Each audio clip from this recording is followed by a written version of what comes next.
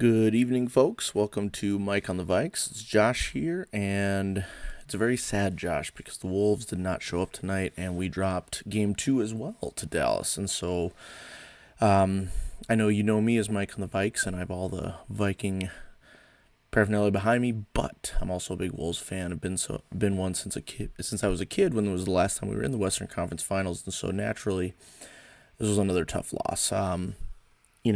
I'm not going to talk Wolves tonight, but I definitely could. There were some bad calls down the road or down the stretch by the refs, and Luka makes a big shot, and then Nas is in and out. Like, we could have won that game still, but we have bigger issues to fry here.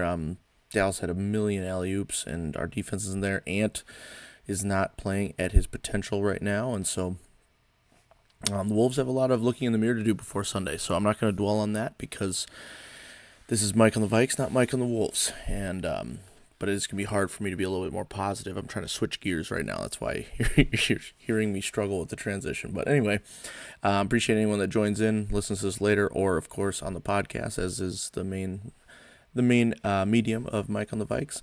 And tonight's focus is Vikings fourth-round pick Khyree Jackson out of Oregon. He's a defensive back we drafted at pick 109. He's a really fun story, actually. I was reading up on him a little bit earlier. He dropped out of school, I believe it was Arizona Western or something, and moved back to Maryland and didn't tell anybody. This is all according to an article at Vikings.com, by the way. He was working at the deli at a grocery store, and then he was also playing a lot of NBA 2K, because I guess he was about to join a tournament. He was in the top 250 of NBA 2K league, of an NBA 2K league. I don't know how those work, so that was pretty impressive to get that far anyway. And then whatever happened, he ended up going back to community college and, getting back into the college circuit and eventually transferring to Alabama where he's a backup. And then last year ends up on Oregon having a really good year. And so kind of a long roundabout way to get to the NFL. And yet now he's here and he's one of the Vikings draft picks. And obviously cornerback was a huge, first of all, so kudos to Khyree Jackson for getting this far. I try to remember what I was like at that age, and you don't know what's going to happen. You don't know what the right decision is, and you just kind of, flying by the seat of your pants to some extent. And so good on him for realizing that he had a window to get back into football if he wanted to, and he made the most of it. And now he's in the NFL. So obviously wish him the best of luck, and of course, as a Viking, I hope he has a great long career naturally. So it looks like a good pick for the Vikes. Cornerback is definitely an area of need, and honestly, it's one of those premier positions where even if you have a couple good quarterbacks, it doesn't hurt to draft another one. As a fourth round talent, we're looking at Khyree Jackson. I don't know where he'll end up as his career. I'll say off the bat, I think he can be a cornerback too, like a starting corner in the NFL. And if you get that in fourth round value, I think that's great. And so, anyway, I was looking at our minimal amount of draft picks this year and everyone focuses on the first round, rightfully so. It was a great first round for us. We got our quarterback. We got in my opinion, the highest upside edge player in the draft in Dallas Turner. And so I love that. What I didn't love was watching so many picks go by before we took another player. And so, in a weird way, for me, there's a lot of importance on the Khyree Jackson pick because of the fact that, in between 17 and 109, that's, what is that, 92 picks?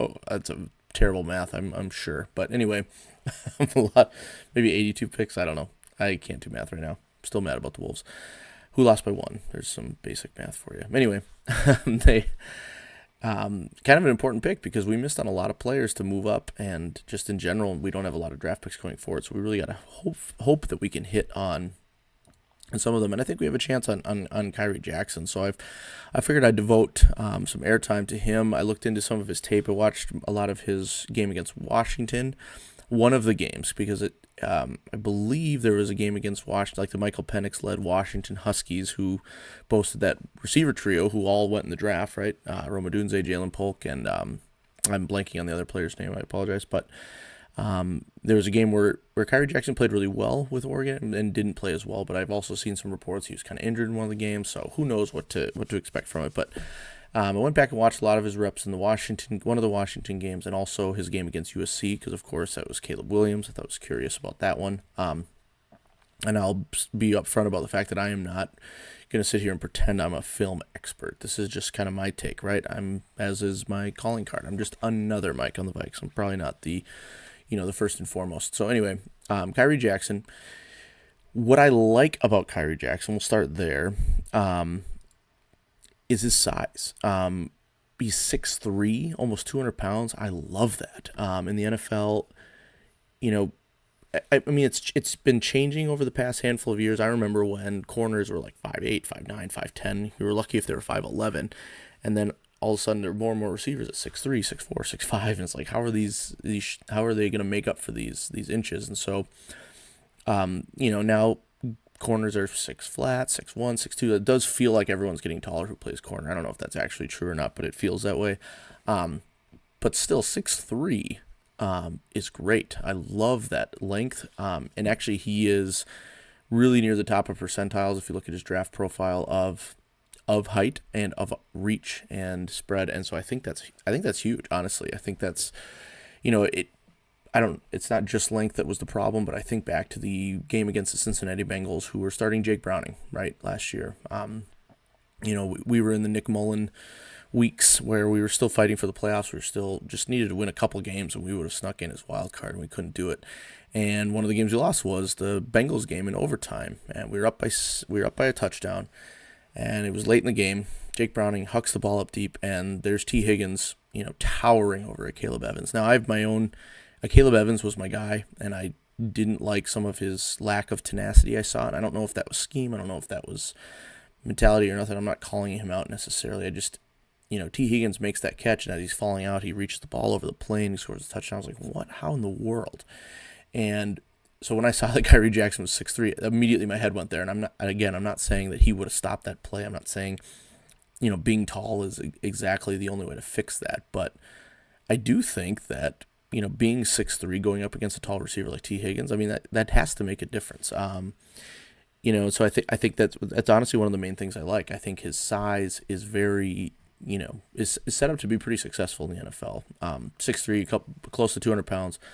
I think he can be, a huge factor at the NFL level for us. And the other thing I like about Khyree Jackson is his position. And I say position because if you look at his reps, according to PFF, he almost exclusively played outside coverage.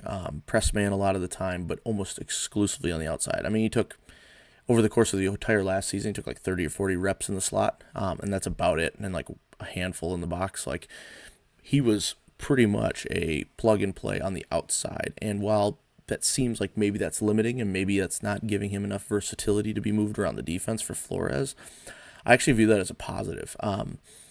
I love guys because, let me rephrase, I don't love guys that necessarily only do that, but what I do love and what I think cornerbacks love, I think the heart of the cornerback wants to get up on the line and press the receiver and get in his grill and get in his face and jam him at the line and make him uncomfortable and not let him get into his route.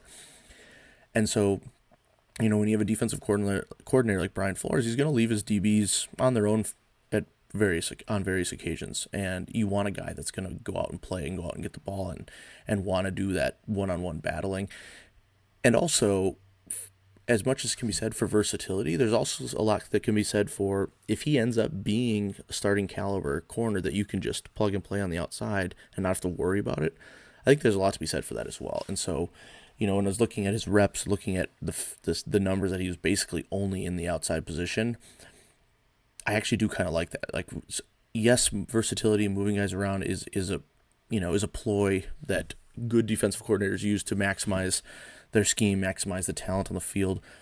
But there's something to be said for a guy who can specialize in one thing. And I think if he can solidify himself as a consistent starter where we don't have to worry about the fact that he's the one on the outside, I think that's a net positive for the Vikings. Again, we're talking about a 4th-round pick here, so I'm not saying he's going to be, Sauce Gardner. I'm not saying he's going to be Darrelle Revis, D'Angelo Hall. Like, I'm not saying, I'm going to talk about Xavier Rhodes actually in a little bit.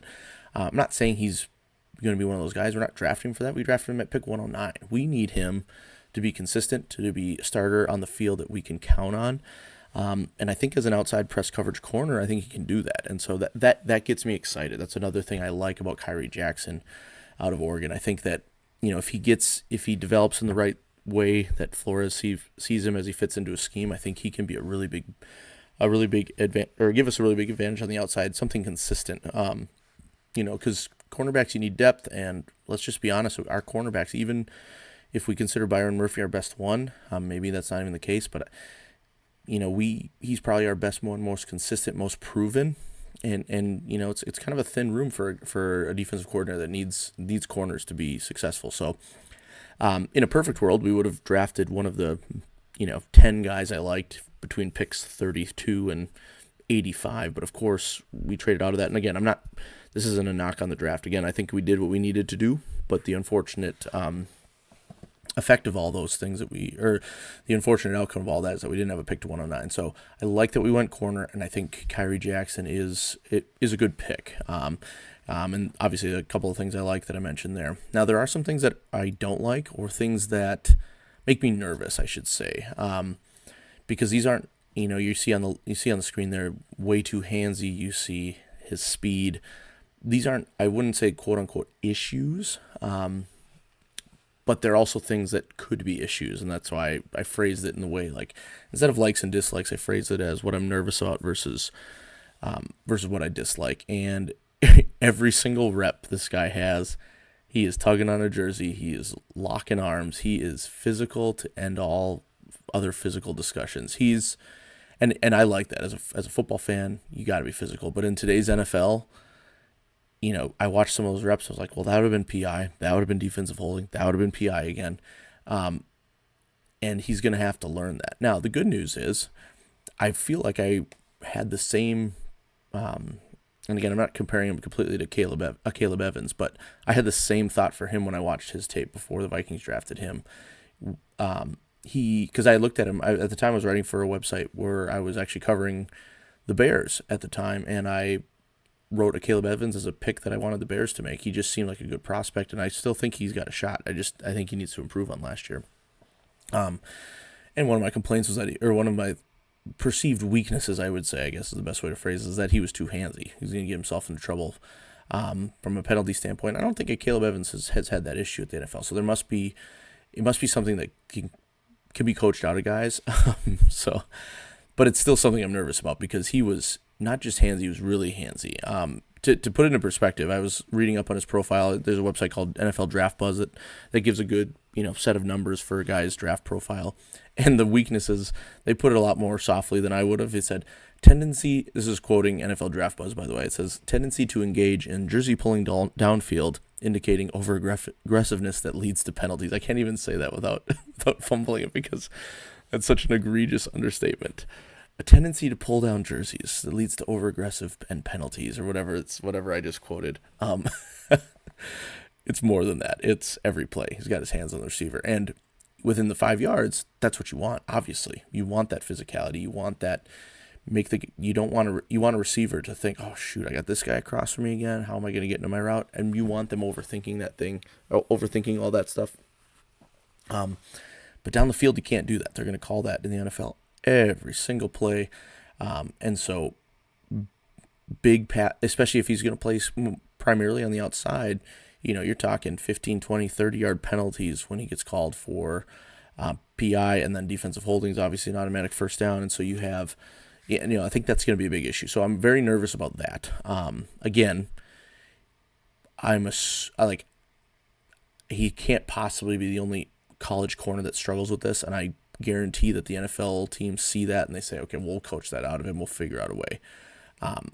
So again, I'm not saying we should panic about that. I'm just saying I'm going to be nervous about that, because you never know how long it's going to take him to catch on, or what have you. And so he's too handsy. Physicality is great. That's awesome. I love that. And you want him on that. You want your players on that side of the physicality spectrum, as opposed to not wanting to initiate contact. But you have to do it within reason. You can't be too handsy. The other thing I'm nervous about is speed. And again, this is all relative, of course. He runs a 4.5 40. He's not slow. I'm not trying to say that he's slow. But in looking at his draft profile and watching some tape, and in looking at looking at some scouting videos of people who know the stuff probably better than I do anyway, there is some concern that he's going to be able to keep up down the field with some NFL wide receivers. And so this is, of course, these are probably the obvious reasons why he fell to us at 109, right? There's a reason why fourth round pick's a fourth round pick. And so if you can coach around that, and a couple things I'll mention in a little bit, there's reason to believe he can overcome that. However, when you look at his, all the things I've said so far, he's a specializing on the outside, press man, cover corner. That's really physical. If he loses that initial battle, is he going to be able to recover, or are we just going to get beat deep all the time? And that's something that I trust Brian Flores to figure out. Is he going to need a lot of safety help over the top? I know everyone does at some point, or can you leave him on an island every now and again and see what happens? And so, that'll be something that the coaching staff has to work out. But there is something to be said for, I don't want to say a lack of recovery speed, but just in general, from a speed standpoint, maybe not quite at the level that you need to be when you get to the NFL. Obviously, nitpicking, he's a great athlete. I'm not trying to put any of that into question. It's just more of a, when you do what I do, when you spend your time focused on how are these guys going to be good, and we can only speculate because the games haven't happened, you kind of start to nitpick, and then that's what I would say. And that's why these are, a couple things that I'm nervous about regarding Khyree Jackson is obviously the penalties can be huge, and then if he can't keep up with the speed, then it's gonna get ugly. It's gonna get ugly pretty quick. So there's a couple of things I'm nervous about. Now I have a third category tonight because likes and dislikes weren't enough, or strengths and weaknesses weren't enough. I also needed to do a miscellaneous category because, let's see if I can make that bigger for you. This is not these items are not necessarily issues, and they're also not necessarily strengths, but I also think they're worth mentioning. And the first miscellaneous item for Khyree Jackson is that he's quote unquote old. He'll be 25 when the season gets underway, and for a prospect, that's ancient almost. And I, again, as someone who's, let's just say I'm more than 10 years older than Khyree Jackson, it feels weird to call a 25-year-old old, but we know NFL lifespans are short. We know, depending on the position, your career can only be a few years, and that's why there's so much pressure for those contracts. That's why you want all players to get paid, because it doesn't last forever for the vast majority of players. But anyway, he's going to be 25, but I put it on a miscellaneous and not necessarily a knock, because I think there's something to be said for experience. This guy has been through a lot. He's kind of, like I mentioned at the beginning of the podcast, he has gotten to this point in a pretty roundabout way. And so the fact that he's here now, good on him, and you have to think he's hungry. And honestly, the other thing that means is, when I looked back at where he's played, he was a backup in Alabama a couple of years ago. Last year was his really kind of first full season at the D1 competitive level. So with Oregon, he had a good season last year, and that was kind of his first full year. So there's something to be said for, he's 25, he's an older player, but the amount of reps, the amount of wear and tear is not the same as another player who's, let's say, played for 4 years at college and then redshirted and then got to be 25 before they got to the NFL or something like that. And so it's not necessarily a knock, but it is a thing to pay attention to, because 25 by NFL standards is not brand new anymore, right? Like, the guys that get in the league at 21, they're best set up for multiple contracts. It's just the nature of the business, nature of the league. So that's just a miscellaneous option. Miscellaneous detail to know. He's an older type of prospect, but that doesn't mean he can't grow, if that makes sense. I think the reason I included it is, usually the knock on a guy that's this old getting into the NFL is that, well, he has no room for development, right? He's too locked into his ways. But Khyree Jackson hasn't had quite the amount of reps, and so I think that plays a factor here. I think there's still room for him to grow, and that gives me hope for, like, my issues that I mentioned with being too handsy, for example. I think he's new enough to the level of competition where he'll be able to relearn some habits. At least I hope.